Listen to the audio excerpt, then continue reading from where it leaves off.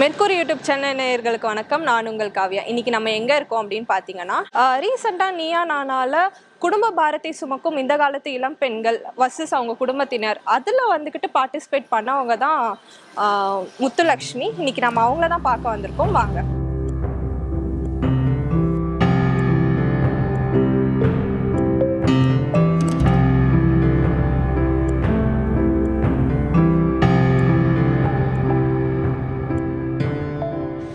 இதுதான் அவங்க வீடு.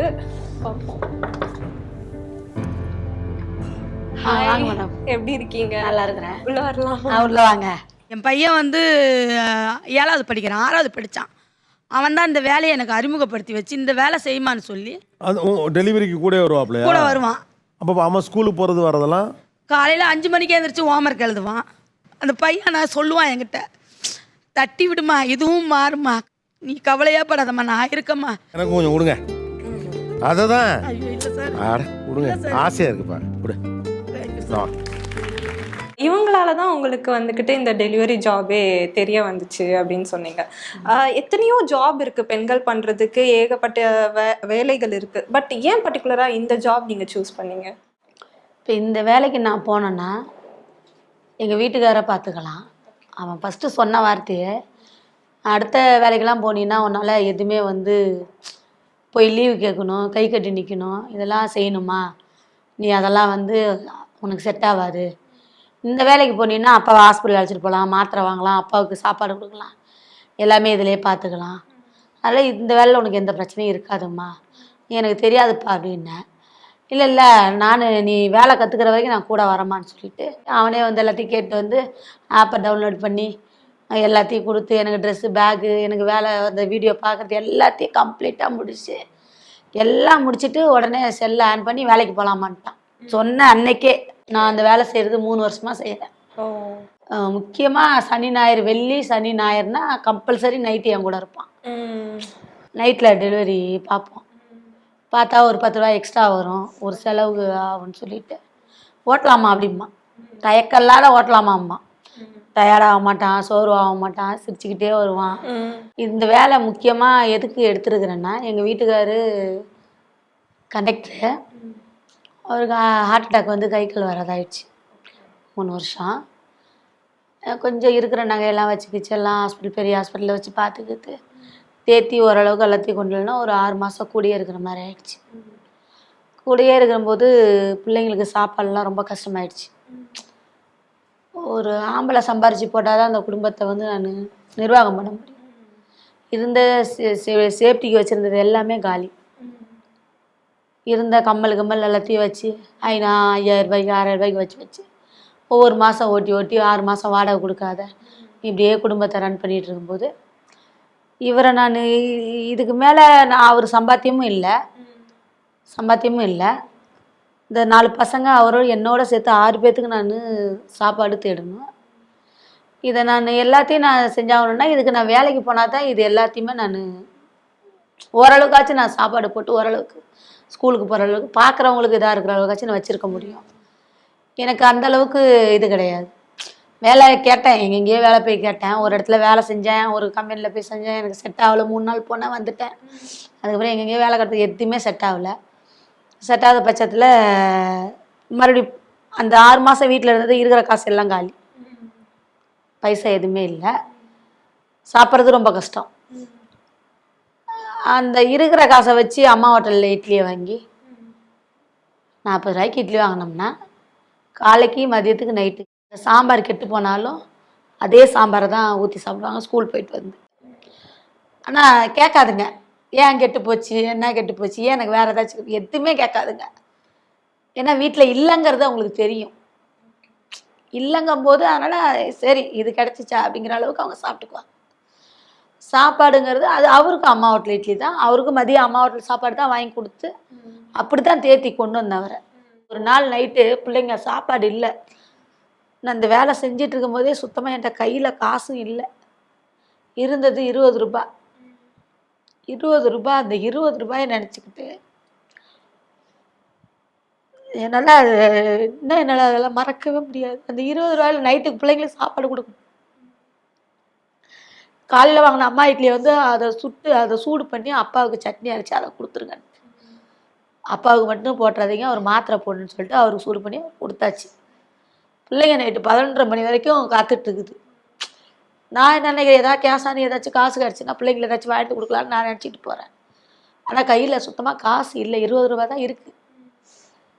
பிள்ளைங்க 11 மணிக்கு எனக்கு ஃபோன் பண்ணுது, எங்களுக்கு சாப்பிட்றதுக்கு என்ன வாங்குது. ஒரு மாதிரி ஆயிட்டேன். நான் வரும்போது ஒரு சத்திரத்தில் சாப்பாடு கொடுத்துட்டு இருந்தாங்க. அப்போ நான் போய் கேட்டேன், அது பிக்சர் கூட நினச்சிக்கலாம், அது தப்பே கிடையாது. அந்த மாதிரி பையன் பசிக்குதுன்னு சொல்கிறாங்க ஏன்னு சொல்லிட்டு சாப்பாடு கேட்டேன்னா அங்கே இருந்த பையன் உடனே என்ன நினச்சேன்னா தெரியல, அக்கா ஏன்க்கா அப்படி சொல்கிறீங்க, உங்களுக்கு இல்லை சாப்பாடா, வாக்கா மீன் குழம்பு என்ன எல்லாம் சாப்பாடு இருக்குது, வாக்கா எடுத்துகிட்டு போக்கான்னு கவர் எடுத்து ஒரு கவர் நிறைய பிரியாணியை போட்டு கொடுத்து, அக்கா நல்லா சாப்பிடுங்கக்கா, பசங்களை கொண்டு போய் கொடுக்கான்னு சொல்லி மணி 11 ஆச்சு, 11:30 ஆச்சு, 12 ஆயிடுச்சு. நான் ஆர்டரை முடிச்சுட்டு அதை சாப்பாடு எடுத்துகிட்டு போது மணி 12. பிள்ளைங்கள்லாம் பசியில் தூங்கிடுச்சு.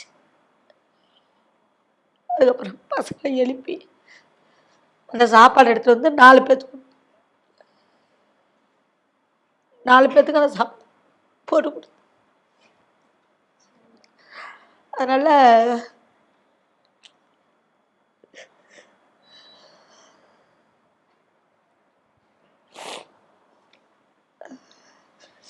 இவ்வளவும் வந்து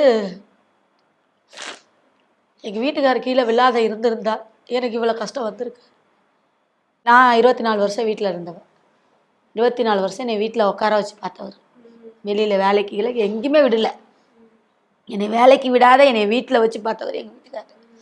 அவருக்கு எந்த பழக்கமும் கிடையாது, தண்ணி சிசரு எந்த கெட்ட பழக்கமும் கிடையாது. காய்கறி நிறையா சாப்பிடுவார், நான்வெஜ்லாம் அதிகமாக எடுத்துக்க மாட்டார். நல்ல மனுஷன். அப்புறம் எப்படி இவ்வளோ இஷ்யூஸ் வந்தது அவருக்கு? சுகரும் பிபியும் சேர்ந்து வந்ததுனால இந்த லாக்டவுன் போது சுகர் பிபி இருந்ததில் தெரியாதே அட்டாக் வந்து கையும் காலும் விழுந்துருச்சு. ஓகே. ஆனால் விழுந்த நேரத்தில் குடும்பமே அப்படியே நிலக்கலஞ்ச மாதிரி ஆயிடுச்சு. அடுத்து என்ன பண்ண போகிறோங்கிறதே தெரியாத ஒரு சூழல் தான் அந்த நேரத்தில்.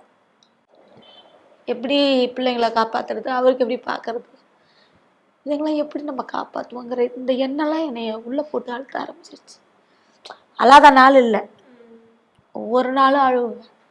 பிள்ளைங்க ஆசைப்பட்டு ஏதாச்சும் கேட்டாங்களோ என்னால் வாங்கி தர முடியாது. யாருக்கு அம்மா ஹோட்டல் இட்லி கை கொடுத்துச்சோ இல்லையோ, என் குடும்பத்தை தூக்கிதுங்கிறதுக்கு இந்த அம்மா ஹோட்டல் இட்லி வந்து எனக்கு கை தூக்குனுச்சு. நிறைய நாள் வாங்கி சாப்பிட்ருக்கோம். ஆனால் வெக்கலாம் பட மாட்டோம், பொய் சொல்லலை, திருடலை. இதெல்லாம் வந்து இதில் என்ன ஒன்றுமே கிடையாது. உயிர் வாழணும், ஏதோ ஒன்று கிடச்சிச்சா வாங்கி கொடுத்தம்மா, எல்லாத்தையும் உயிர் வாழ வச்சு ஓரளவுக்கு காப்பாற்றினம்மா, அந்த ஒரு நினப்பு தான். ஓடுறேன் ஓடிக்கிட்டே இருக்கிறேன். காலைல 7 மணிக்கு போவேன். நேற்றுலாம் நைட்டு 12 மணி ஆகிடுச்சு வரத்துக்கு, டார்கெட் முடிக்கல. இன்னைக்கு காலைல 6:30 மணிக்கு எழுந்திரிச்சேன், 4 மணிக்கு தான் வீட்டுக்கு வரேன். பொதுவாக இந்தியன் பேரண்ட்ஸ் வந்துக்கிட்டு சொல்லுவாங்க கஷ்டம் தெரியாமல் குழந்தைங்கள வளர்க்கணும் அப்படின்னு சொல்லிட்டு. பட் நீங்கள் ஒரு விஷயத்தையும் சொல்ல அவங்களும் அண்டர்ஸ்டாண்ட் பண்ணிக்கிட்டே வராங்க. கட்டாயம் அது எல்லாமே 4மே சரி, என் தம்பி மகளும் சேர்த்து சரி. இன்னைக்கு இது இல்லை, இன்னைக்கு இவ்வளோ கஷ்டமாக இருக்குன்னு சொல்லி அதுக்கு ஏற்ற மாதிரி அவங்க நடந்துக்குவாங்க. இவ்வளோ இருந்தாலும் ஆளுக்கு கொஞ்சம் பசியாக இருக்கீங்கன்னு சொல்லி தான் கொடுத்துட்டு போவேன். வீட்டு வேலை நான் உண்மைக்கு சொல்கிறேன், வீட்டு வேலை நான் எதுவுமே செய்ய மாட்டேன். என் பெரிய பொண்ணு, அந்த சின்ன பசங்க 2 பேர், இவங்க தண்ணி எடுக்கிறதுலேருந்து வீடு பெருக்கிறது, துடைக்கிறது, சாப்பாடு செய்யறது எல்லாம் இவங்களே பார்த்துக்குவாங்க. அம்மா வேலைக்கு போயிட்டு வந்தால் போதுங்கிற மாதிரி தான் அவங்களாம். நான் இந்த அம்மா ஹோட்டலில் சாப்பாடு தான் சாப்பிடுவேன். டிஃபன் பாக்ஸ் எடுத்துகிட்டு போனால் 5 ரூபா சாப்பாடு வாங்கிக்குவேன். வாங்கி அந்த காசு இருந்தால் பிள்ளைங்களுக்கு 10 ரூபா ஆகும்னு சொல்லிட்டு 5 ரூபாய்க்கு சாம்பார் வாங்கிட்டு ஒரு வடையை வாங்கி சாப்பிட்டு போயிடும். இப்படி தான் என் பொழப்பு ஓடிட்டு. நார்மலாகவே வந்துக்கிட்டு இப்போ சின்னதாக இப்போ ஃபேமிலிக்குள்ளே சின்னதாக ஒரு இஷ்யூ வந்துட்டாலே இல்லை இது சரிப்பட்டு வராது, நான் வந்து கிளம்பிடுறேன் அப்படின்னு தான் பொதுவாக பெண்கள் வந்து இப்போ இருக்கிற பெண்கள் சொல்கிறாங்க. பட் இவ்வளோ கஷ்டத்துலேயுமே வந்துக்கிட்டு நீங்கள் அவருக்கும் சப்போர்ட் பண்ணிக்கிட்டு குழந்தைங்க வந்து பார்த்துக்கிட்டு, அதுவும் இல்லாமல் உங்கள் தம்பி பொண்ணையும் நீங்கள் தான் பார்த்துக்கிட்டு இருக்கீங்க. ஸோ எதனால அது நீங்கள் எடுத்து பண்ணணும் அப்படின்னு சொல்லி முன் வந்தது? இதுக்கு முன்னாடி எங்கள் வீட்டுக்காரர் என்னைய வச்சு பார்த்தார்ல, இதே நிலைமை எனக்கு வந்தால் எங்கள் வீட்டுக்காரர் என்னை விட்டுருவாரா? கரெக்ட். இதே நிலைமை எனக்கு வந்துச்சுன்னா எனக்கு ஏதாச்சும் ஒன்றுனா அவர் துடிச்சிடுவார். எனக்கு இப்பயும் சரி, இப்போ நான் லேட்டாக வந்துட்டேன் இல்லை கீழே விழுந்துட்டேன்னு சொன்னால் உடனே வேலைக்கு போகாத ரெஸ்ட் எடுத்துக்காங்க. ஆனால் நான் அன்றைக்கி வேலைக்கு போகலன்னா அடுத்த வாரம் வாடகை கொடுக்கணும், வட்டி கொடுக்கணுமே, என்ன பண்ணுறது அப்படிங்கிறதுல நான் ஓடிடுவேன்.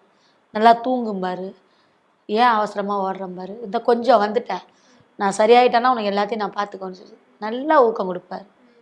அதுக்கப்புறம் என் பசங்க, நாங்கள் இப்போ கடவுள் செஞ்ச தப்புக்கெல்லாம் பசங்களை நான் தண்டிக்கிறதுக்கு முடியாது. கடவுள் வந்து எங்கள் வீட்டுக்காரை வந்து அதை அப்படி ஆக்கணும்னு ஆக்கிட்டா ரைட்டு, அது ஓகே தான், அது ஒன்றும் பிரச்சனை கிடையாது. அதுக்கோசரம் என் பிள்ளைங்களை நான் பட்டினியாக போட முடியுமா? இல்லை வேணான்னு சொல்லிட்டு ஓட முடியுமா? நான் பெத்த பிள்ளைங்க, நான் தான் பார்த்தாகணும். அதே ஒரு நாள் அழுதுகிட்டு வண்டி ஓட்டிக்கிட்டே போகிறேன். அதே ஒரு நாள் அடுத்த வாரம், அது முடிஞ்சு அடுத்த வாரம் கடங்காரங்க பிக்கிறாங்கன்னு சொல்லிட்டு என் பொண்ணுக்கு வேறு ஃபீஸ் கட்டல, அது ஒரு பக்கிட்டாங்க. என்ன பண்ண போகிறோமோ தெரியலையே, இப்படி கொண்டு வந்து நம்மளை விட்டானே, கடங்காரங்க கழுத்து நெருக்கிறான். அழுதுகிட்டே வண்டியில் இந்த பையன் பின்னாடி இருக்கான், நான் வச்சுக்கிட்டு போகிறேன். பயமாக இருக்குடா, என்ன வந்து கத்துவாங்களோ ஏது கத்துவாங்களோன்னு தெரில அப்படின்னு சொல்லிட்டு இப்போ சொல்கிறான், அக்காவுக்கு வேறு ஃபீஸ் கட்டுடா அப்படின்னு சொன்னேன். மா கவலைப்படாதம்மா, நீயே ரோட்டில் போகிற, இதே 100 அடி ரோட்டில் சொல்கிறான், ரோட்டில் போகிற வண்டியில் நல்லா பெரிய வண்டியாக பார்த்து என்னை தள்ளி விட்டுருமா. இந்த பையன் என்கிட்ட சொன்ன வார்த்தை, தள்ளி விட்டுருமா, தள்ளி விட்டுனா அடிச்சுட்டு போயிட்டாங்கன்னா ஏதாச்சும் காசு தருவாங்கல்லம்மா, அந்த காசை வச்சு நீ அக்காவை படிக்க வச்சிருவ, நல்லா சாப்பிடுவீங்க, நல்லா இருப்பீங்க, நீ அலமாட்டலம்மான்னு இந்த பையன்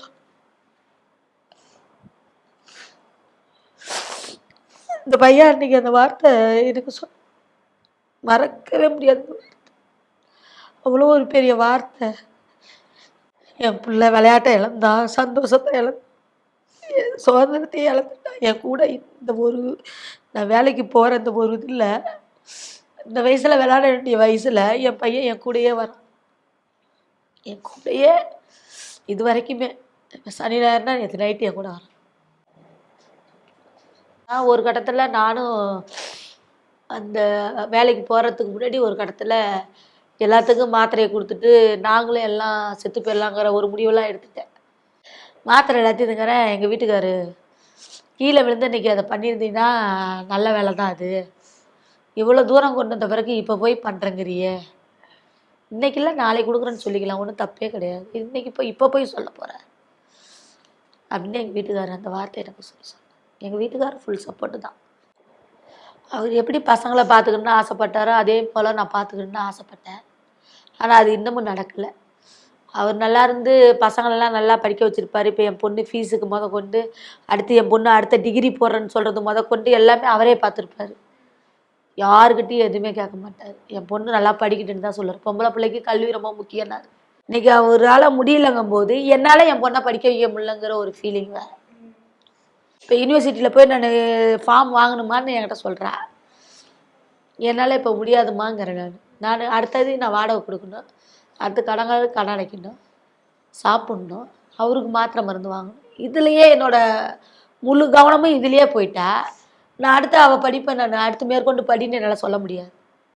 அவளுக்கு கனவு நிறையா இருக்குது. நல்லா இன்னும் படிக்கணும், 3 டிகிரி போடணும், நல்லா படிக்கணும், குடும்பத்தை நல்லா தூக்கணும், பசங்களை தம்பி தங்கச்செல்லாம் நல்லா படிக்க வச்சு ஆளாக்கணும் அப்படின்னா அவளுக்கு கனவு இருக்குது. ஆனால் அந்த கனவை என்னால் எங்கள் வீட்டுக்கார அளவுக்கு என்னால் கை தூக்க முடியாது. ஸோ இவ்வளோ கஷ்டத்துலேயும் உங்கள் தம்பி பொண்ணையும் நீங்கள் தான் வந்துட்டு பார்த்துக்கிறீங்க, எதனாலன்னு தெரிஞ்சுக்கலாமா? எங்கள் அப்பா குடிகாரர் தான். எங்கள் அம்மா காட்டு வேலைக்கு தான் போவாங்க. எங்கள் அப்பா எங்கள் அம்மாங்கிற சண்டை போடுறத பார்த்து பார்த்து பார்த்து எனக்கு அந்த படிப்புங்கிற இதே இல்லாத போயிடுச்சு. நல்லா படிச்சுக்கிட்டு நல்லா இருந்தவர். இவங்க புருஷ மராட்டிக்குள்ளே சண்டை போட்டுக்கிறதுல என்னால் முழு கவனத்தையும் அதில் செலுத்த முடியல. ஆனால் அதே தான் என் தம்பி வீட்லேயும் இப்போ நடக்குது. குடிப்பான் நல்லா என் தம்பி, சண்டை போட்டுவாங்க. அது பொம்பளை பொண்ணு, படிப்பு என்ன மாதிரி பாதியில் நிப்பாட்டிட்டா. இன்னொரு முட்டாள் நம்ம வீட்டுக்கு தேவையில்லைங்கிற ஒரு இதில் அந்த பொண்ணை எழுதுறது நான் படிக்க வைக்கிறேன். 1. 2வது எங்கள் அம்மா சாகும்போது சொல்லி சொன்னாங்க, பெரியவனை விட்டுறாதம்மா, தம்பி பொண்ணை பார்த்துக்கம்மான்னு சொல்லி சொன்னாங்க. அதனால் அந்த பொண்ணை அழைச்சிட்டு வந்து நான் இங்கே படிக்க வைக்கிறேன். என் பொண்ணு மாதிரி பார்த்து, என் பொண்ணு எப்படி நல்ல விதமாக நான் வளர்த்து ஆளாக்கி படிக்க வச்சுருக்கோன்னா அதே மாதிரி அவளையும் படித்து ஆளாக்கணும், அவளை எழுத்துட்டு வந்து வச்சுருக்கேன். ரொம்ப பெரிய விஷயம் இப்படி பண்றது ஆக்சுவலி. அது இவ்வளோ கஷ்டத்துலயும் நான் வந்துட்டு என் தம்பி பொண்ணை எக்காரணத்துக்கு கொண்டு தான் படிப்பை நிப்பாட்டிடக்கூடாது அப்படின்னு சொல்லி அவங்கள படிக்க வைக்கிறதே ரொம்ப பெரிய விஷயம். இப்போ எல்லாருமே ஒரே ஒரு இலக்கை நோக்கி தான் ஓடிக்கிட்டே இருக்கோம். நீங்க ஓடுற அந்த இலக்கு என்னது? கவலை இல்லாத கஞ்சி குடிக்கணும், கடன் இல்லாத கஞ்சி குடிக்கணும். வேலைக்கு போயிட்டு வந்தோமா, நல்லா சாப்பிட்டோமா, நல்லா தூங்கினோமா, வாடகை பற்றி பிரச்சனையே இல்லைப்பா அப்படின்னு என் மனசில் நினைக்கணும். அது எனக்கு ரொம்ப நாள் எண்ணம். இப்போ இந்த கடன் எவ்வளோ இருக்குது ஆக்சுவலி? கடன் 3,50,000 லட்சம் ரூபாய் இருக்குமா. 3 லட்சம் ரூபாய் கடன். எப்படி இவ்வளோ கடன் வந்தது? ஒரு ப்ரைவேட்டில் வச்சு பார்த்தேன், இருந்த நகை நெட்டில் வச்சு தான் பார்த்தேன். ப்ரைவேட்டில் வந்து டாக்டர் ஃபீஸே 3,000 ரூபாய். எனக்கு என்னென்னா கடன் உயிர் இருந்தால் கொடுத்துக்கலாம், ஒன்றும் பிரச்சனை கிடையாது. உயிர் போனால் வராது. எனக்கு ஆள் கை கால் வராத இருந்தாலும் பரவாயில்ல, ஆளாக வீட்டில் உட்காந்துருந்தா போதும். வேலைக்கு போயிட்டு வந்தோடனே லேட் ஆகிடுச்சுன்னா ஏன் வரல, என்னாச்சு, எங்கே இருக்கிற, சீக்கிரம் பார்த்து வா அப்படின்னு சொல்லுவார். அதுபோல் காலையில் டான்னு ஃபோன் பண்ணி சாப்பிட்டியா, என்ன சாப்பிட்டேன்னு, சாப்பிட்லன்னா சீக்கிரம் சாப்பிட்ரு, 8 மணிக்குள்ளே சாப்பிட்ரு, நான் உடம்பு கெட்டு போயிடும். இதெல்லாம் எங்கள் வீட்டுக்காரர் எனக்கு நல்லா செய்வார். நாங்கள் முதல்ல சேர்ந்து கோயிலுக்கு போவோம், ஃபோட்டோ கடைக்கு போவோம். சும்மாவே என் பொண்ணுக்கு பிறந்த நாள் மொட்டை அடிக்கிறது மாதிரினா கோயிலுக்கு போயிட்டு ஒரு ஃபோட்டோ எடுத்துகிட்டு, இதெல்லாம் ஞாபகத்தில் மறக்க முடியாதுன்னு சொல்லிட்டு ஒரு ஸ்டில் எடுத்துகிட்டு அப்படியே கோயிலுக்கு போயிட்டு அப்படியே ஹோட்டலில் சாப்பிட்டு அப்படி வருவோம். ஆனால் அதெல்லாம் இப்போ நடக்குங்கிறது சாத்தியம் இல்லை. பாப்பாவோட படிப்பு பத்தி பேசும்போது நீங்க சொல்லியிருந்தீங்க, லோன் வந்து பேங்க்ல தரவே மாட்டேன்னு நிக்கிறாங்க, அதனால தான் நான் வட்டிக்கு வாங்க போனேன் அப்படின்ட்டு. ஆமாம், ஸோ என்ன ஆச்சு அந்த டைம்? பேங்க்கு லோன் கேட்க போனேன், எஜுகேஷன் லோன் தராங்கன்னு சொல்லி கேட்க போனோம். சரிம்மா, இது வாங்குறீங்க எப்படி அடைப்பீங்கன்னு என்கிட்ட கேட்டாங்க. வாங்குறீங்க எப்படி அடைப்பீங்கன்னா எப்படிங்க மேடம் கேட்குறீங்க அப்படின்னு சொல்லி நான் கேட்டேன். நீங்கள் என்ன வேலை செய்கிறீங்க அப்படின்னு கேட்டாங்க. நான் இந்த மாதிரி ஃபுட் டெலிவரி செய்கிறேன்.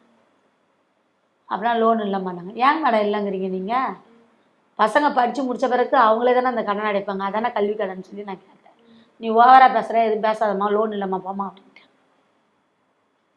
ஆக்சுவலி எஜுகேஷன் லோன்றது அவங்க படித்து முடிச்சுட்டு அதுக்கப்புறம் தான் அவங்க கட்டுறது. இது எனக்கு தெரியும், இந்த விஷயம் எனக்கு தெரியும். ஒரு நப்பார் சைடில் போய் கேட்டேன் நான். ஸோ அவங்க பேசிக்காக உங்களுக்கு இதை பற்றி ஒரு ஐடியாவும் இருக்காது அப்படின்ற மாதிரி அவங்க சொல்லி அனுப்பிச்சிட்டாங்க. நான் வந்துட்டேன். அடுத்து காலேஜ் சேர்க்கணும், நான் என்ன பண்ணுவேன், அப்போ நான் கடனில் தான் போய் விழுவேன். ஸோ நார்மலாக வந்துக்கிட்டு இந்த வயசில் ஏஜில் இருக்க பசங்க எல்லாருமே வந்துக்கிட்டு விளாடணும், ஜாலியாக இருக்கணும், என்ஜாய் பண்ணணும், டிவி பார்க்கணும். ஸோ இதுதான் அதிகமாக பசங்க வந்து யோசிப்பாங்க. பட் நீங்கள் வந்துக்கிட்டு அம்மாவுக்கு ஒரு ஹெல்ப்பாக இருக்கணும், நானும் அம்மா கூடயே டெலிவரிக்கு போகிறேன் வரேன், ஸோ என் படிப்பை வந்து நான் 5 மணிக்கு பார்க்குறேன், அதை தாண்டி நான் வேலைக்கும் போயிட்டு வரேன், அம்மா கூட ஒரு ஹெல்ப்பாக இருக்கிறேன்னு எப்படி இது தோணுச்சு உங்களுக்கு? அம்மாவுக்கு அது தெரியாதுக்கா, ஃபஸ்ட்டு சொல்லி கொடுக்கணும்க்கா. சொல்லி கொடுத்தா கூட அம்மா அவ்வளோ ஸ்பீடாக ஆர்டர் எடுக்க மாட்டாங்க, அதனால தான்க்கா. இவன் கூட வரும்போது நான் 10,000 எடுப்பேன். இப்போ என்னால் வாரம் எடுக்க முடியுது, 6,500 தான் எடுக்க முடியுது. இந்த வாரம் 7,000 தான் எடுத்தேன். இவன் கூட வந்திருந்தான்னா என் கூட 10,000 ரூபா கம்பல்சரி வாரம் எடுப்பேன். ஸோ உங்களுக்கு அம்மாவுக்கு நான் பெருசானோன்னா நான் இது பண்ணணும் அப்படின்னு நினைக்கிற ஒரு விஷயம், அவங்க 2 பேர் கூட எங்கேயாச்சும் இது பார்க்கு, இது ரெஸ்டாரண்ட்ஸ் அங்கே போயிட்டு வருவோம்க்கா. அங்கே போகணுன்னு ஆசை. சரி, ஓகே. ஸோ உங்களுக்காக ரொம்ப ஆசையாக நாங்கள் எல்லாம் பாதுஷா நீங்கள் சொல்லியிருந்தீங்க இது மாதிரி எனக்கு யாராவது பாதுஷா வாங்கி கொடுத்தா நல்லா இருக்கும் அப்படின்னு. எதிர்பார்க்காதது உண்மைக்கு தான், நான் எதிர்பார்க்காத எனக்கு வாங்கி கொடுத்தாங்கன்னா ரொம்ப சந்தோஷப்படுவேன். அதுதான் இது. ரொம்ப நன்றி. உங்கள் பொண்ணா நான் இது வாங்கி கொடுத்துருக்கேன். ரொம்ப நன்றிம்மா, ரொம்ப நன்றிம்மா.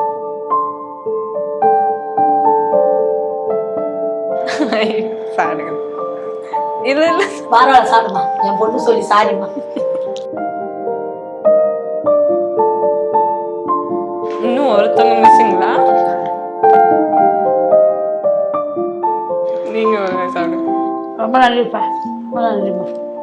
ஸோ கோபிநாத் சார் வந்து பாதுஷா சாப்பிட்டார்ல உங்கள் கேல, அந்த மூமெண்ட் எப்படி இருந்துச்சு? நான் அதெல்லாம் உண்மைக்கு எதிர்பார்க்கலாமா. நிஜமாலும் பாதுஷா நான் சொன்ன உடனே அவர் பையனை கூப்பிட்ட உடனே இருப்பா அவனுக்கு ஒரு இது இருக்குது, நீ அம்மாவை கொடுப்பான்னு சொன்ன உடனே நான் வேற எதை தான் நினச்சேன். ஆனால் பாதுஷா அவருன்னு நினைக்கவே இல்லை. அதுலேயும் 2வது என் பையனுக்கு ஊட்டி விட்டு, எனக்கு என் பையன் விட்டு நான் அவனுக்கு ஊட்டினோடனே நாங்கள் சாப்பிட்டதே மீதி இருந்ததை எனக்கும் ஊட்டுங்கன்னாரு. அதை கொடுத்துட்டு வேற எதை எடுத்து ஊட்டினேன், நீங்கள் அதே கொடுங்கன்னாங்க. எனக்கு அப்படியே ஒரு மாதிரி ஆயிடுச்சு. என்னடா இப்படி கேட்குறாருன்னு. நீங்கள் ஊட்டுங்கம்மா அப்படின்னு சொல்லி சொன்னேன்னா ஊட்டினது ஒரு இது. ரெண்டாவது அவருக்கு ஊட்டிட்டாங்கிறது பெரிய சந்தோஷம். ஏன்னா நான் போயிட்டு வந்த உடனே எல்லாரும் என்னை கேட்குறாங்க, நிஜமாலுமே ஊட்டி விட்டியா, நிஜமாலுமே ஊட்டி விட்டியான்னு என்னை கேட்குறாங்க. நான் நிஜமாலுமே ஊட்டி விட்டேன். ரெண்டாவது நீயா நானாவில் வந்து இப்போ எல்லாத்துக்கும் நான் ப்ராப்ளம் ஆன மாதிரி இருக்குது. நான் ஒரு சாதாரண ஃபுட் டெலிவரி பார்க்குறவ. இப்போ ஒவ்வொருத்தாவுக்கு ஃபுட்டை எடுத்து போய் கொடுக்கும்போது என்னை கேட்குறாங்க, நேற்று நீயா நானால தானே நீங்கள் வந்தீங்க அப்படின்னு என்னை கேட்குறாங்க. எனக்கு ஒரே சந்தோஷம். ஸோ இந்த அளவுக்கு ரீச் ஆயிருக்கு. இந்த அளவுக்கு நம்ம ரீச் ஆகிட்டோமே அப்படின்ட்டு. ஸ்கூல்லலாம் நிற்க வச்சு கிளாப் பண்ணாங்களாம்.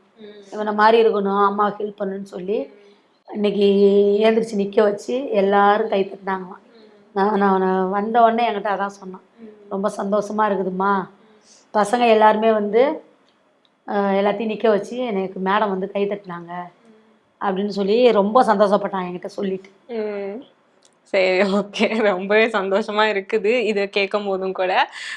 ஸோ ரொம்பவே தேங்க்ஸ். ரொம்ப நன்றி. தேங்க்யூ. தேங்க்யூ.